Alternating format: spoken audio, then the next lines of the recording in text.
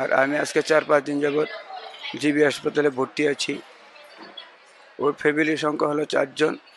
ওর family চলা তো কষ্ট, আমার তো আরও বেশি কষ্ট। আর কি বলবো, এইরকম যাতে না হয় ওইটা যেমন গভর্নমেন্ট দেখে, সেটি আমার গভর্নমেন্টের কাছে কামনা।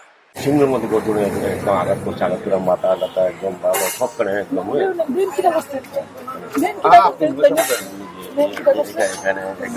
এখন আপনি কি একটা ঝগড়া সৃষ্টি শুরু হয়েছে, মীমাংস হয়ে আছে। দিকে অজয় ভাটারি একজন আছে, কার্তিক দ্বারা ফোন করছে, কার্তিক গায়ে এসে একজন, আমরা দিকে একজন লোক আছে গলার ধরে রয়েছে, কিতা করবো দুনিয়ার ফুলামে দিয়েছে লাঠি টর্চারিং টিকা ধরে মারামারি ছুরি লইয়া ছুরি লইয়া এসে ওই মারতে গেছিল, আমি ধরতাম গেছি আঙুলের ছিল।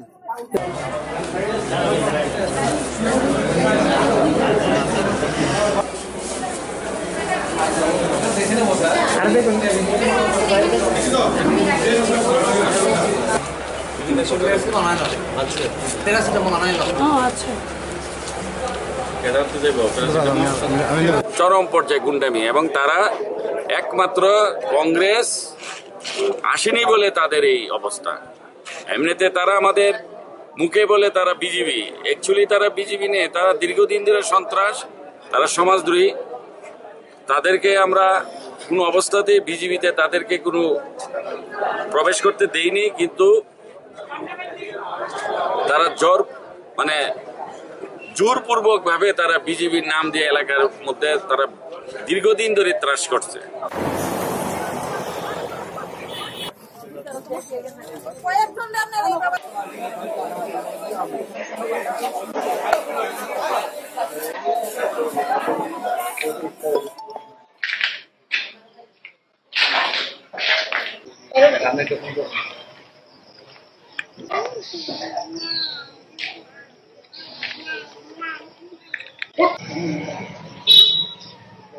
पच्चीस साल तक इन लोगों ने राज की, सिक्किम में त्रिपुरा पे राज की, लोगों के ऊपर बहुत अत्याचार किया।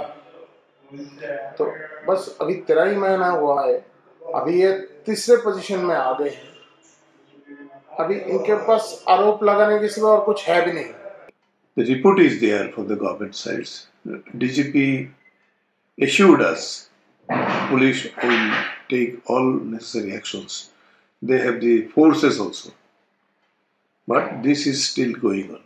For that, practically, we have seen the Prime Minister who voted again with a stomping majority. He assured the people of India his victory is for the all. Sabka Saath, Sabka Vikas. It is his mantra. But what is here in the opposition in Tripura, in the BJP regimes? There is no democracy. There is a fascism.